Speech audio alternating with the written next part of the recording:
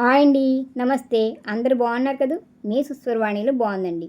రోహిణి కట్టే ప్రతాపం ప్రస్తుతానికి అంతగా లేదు, కానీ మా వైపు మాత్రం బాగా ఉడుగ్గానే ఉంది. ఈ ఎండలకి ఏమి తిన్నా తాగినా చలువ చేసేవి మాత్రం ఎక్కువగా తినాలని తాగాలని మనకు తెలిసిందే కదా. శరీరాన్ని చల్లబరిచే కొన్ని ఆహారాలు ఉంటాయి. వాటిలో సొరకాయ, బీరకాయ, అలాగే పెసరపప్పు. పెసరపప్పుతో జ్వరాన్ని సైతం తగ్గించేంత కూలింగ్ ప్రాపర్టీస్ ఉంటాయి. ఈ వేసవిలో వారానికి 2 సార్లైనా పెసరపప్పుని ఏదో ఒక రూపంలో చేసుకుని తింటే ఒంట్లో ఉన్న అతివేడిని తగ్గించుకోవచ్చు. పెసరపప్పుని కూరగా, పప్పుచారుగా చేసుకుంటాం, కానీ పాయసంగా చేసుకోవడం అరుదు కదా. మేమైతే వేసవిలో అప్పుడప్పుడు పెసరపప్పు పాయసం చేసుకుంటాం. ఈవినింగ్ తినడం కోసం పెసరపప్పు పాయసం మేము ఎలా చేసామో చూసేయండి. పెసరపప్పు పాయసం చేసుకోవడానికి కావాల్సినవి పెసరపప్పు, సగ్గుబియ్యం, నెయ్యి, బాదం పప్పు, జీడిపప్పు, కిస్మిస్, ఇలాచి, బెల్లం, పాలు, నీళ్ళు. ముందు సగ్గుబియ్యాన్ని ఒకసారి కడిగేసి నానబెట్టుకుందాం. ముందు సగ్గుబియ్యాన్ని ఇలా కడిగేసుకుని నీళ్ళు వేసుకుని నానబెట్టుకోవాలి. చాలు, ఇది కాసేపు నానుతూ ఉంటే ఈ లోపల మనం పెసరపప్పు నేర్పించుకుందాం. దీన్ని గిన్నె పెట్టుకుని అది కొంచెం వేడెక్కాక పెసరపప్పుని అందులో దీన్ని ఒక 3-4 నిమిషాల పాటు వేగించుకుంటే పాయసం కమ్మదనం వస్తుంది.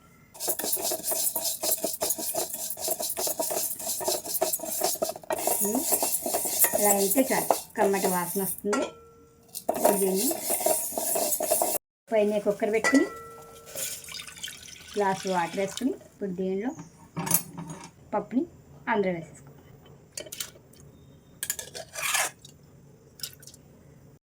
దీన్ని ఒకసారి కలిపేసుకుని మూత పెట్టేసుకుని 3 విజిల్స్ రానిద్దాం. ఉడికే లోపల సగ్గు బియ్యాన్ని కూడా ఉడకబెట్టేస్తున్నాం. కొంచెం నీళ్ళు వేసుకుని ఇవి ఉడుకుతూ ఉంటాయి. మధ్యలో వీటిని ఒకసారి ఉడికేలాగా చూసుకుందాం.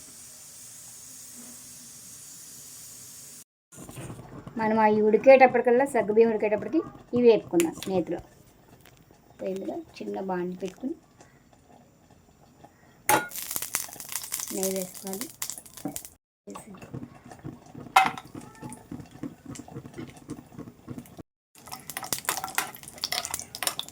బాదం త్వరగా ఏగదు కాబట్టి ముందు బాదం వేసుకోవాలి. తర్వాత కిస్మిస్లు వేగిపోయి తీసేసుకున్నాం. ఇప్పుడు దీనిలో జీడిపప్పు వేసుకున్నాం.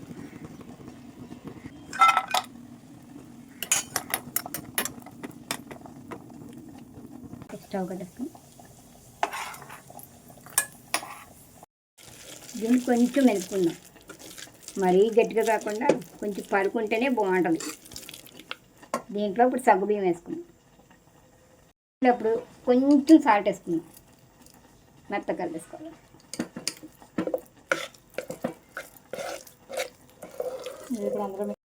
ఈ పెసరపప్పుని ఈ సగ్గుబియ్యంలో వేసేసుకున్నాం.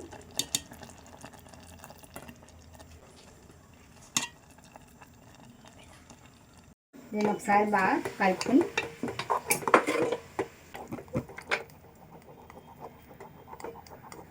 ఒక పక్కన పెట్టుకోవాలి. గిన్నె పెట్టుకుని అది వేడెక్కాక నీళ్ళు వేసుకొని బెల్లాన్ని వేసుకోవాలి. సరిపడినంత బెల్లం వేసుకోండి. మీకు కావాలంటే పంచదార వేసి చేసుకోవచ్చు, మేమైతే బెల్లమే కదా. దీన్ని కలుపుకొని ఒకసారి బెల్లం కరిగే వరకు అలా తిప్పుకుంటూ ఉండాలి. పౌడర్ చేసేస్తున్నాం.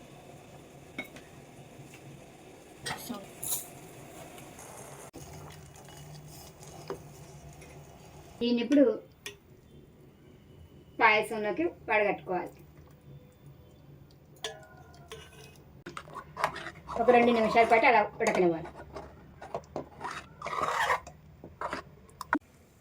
పాలు వేసుకోవాలి. సరిపడినన్ని పాలు వేసుకోండి. మీకు ఎక్కువ కావాలనుకుంటే ఎక్కువ వేసుకోండి. ఇది కాసిన పాలే, కొద్దిగా వేడి చేస్తున్నాం అంతే. పాలలో వేసేసుకుని కలుపుకుంటూ ఉండాలి. కలిపేసుకున్నాక కొంచెం చిక్కబడింది కదా, ఇప్పుడు ఇందులో మనం డ్రై ఫ్రూట్స్ వేసుకోవాలి.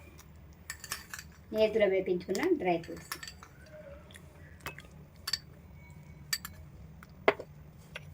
అలాగే ఇలాచి పౌడర్ కూడా వేసేసుకోవాలి. దాన్ని బాగా కలిపేసుకుని స్టవ్ పెట్టేసుకోవాలి.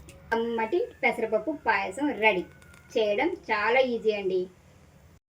చూశారు కదా, పట్టుని చల్లబరిచే, శరీరం అంతా కూల్గా చేసే పెసరపప్పుతో కమ్మటి పాయసం. పెసరపప్పు మామూలుగానే టేస్టీగా ఉంటుంది కదా, ఇక పాలు, బెల్లం, నెయ్యి వీటితో జతగలిస్తే ఆ రుచి గురించి నేను చెప్పడం కాదండి, ఒకసారి మీరు ట్రై చేసి చూడండి, తెలుస్తుంది. పిల్లలకి బలమైన ఆహారమే కాదు, ఒక కొత్త రుచిని, డిఫరెంట్ ఫుడ్ని పరిచయం చేసిన వారు అవుతారు కదా. మరి మీరేమంటారు? వీడియో నచ్చితే లైక్ ఇవ్వండి. మీరిచ్చే లైక్ వల్ల వీడియో మరింత మంది చూసే అవకాశం కలుగుతుంది. మన ఛానల్ని సబ్స్క్రైబ్ చేసి పక్కనే ఉన్న బెల్ సింబల్ని క్లిక్ చేయండి. నేను ఎప్పుడు వీడియో పెట్టినా మీకు నోటిఫికేషన్ వస్తుంది. వీడియోని మీ ఫ్రెండ్స్ అండ్ ఫ్యామిలీ మెంబర్స్కి షేర్ చేసి సుస్వరవాణిలు అనే చిన్న మాటని స్ప్రెడ్ చేసి నన్ను ప్రోత్సహిస్తారు కదా. పెసరపప్పు ప్రయోజనాల గురించి ఇదివరకే వీడియో చేశాను, డిస్క్రిప్షన్లో ఇస్తాను. ఆసక్తి ఉన్నవాళ్ళు చూడండి, మీ అభిప్రాయాన్ని చెప్పండి. మరొక వీడియోతో మళ్ళీ కలుద్దాం. సెలవు మరి, నమస్తే.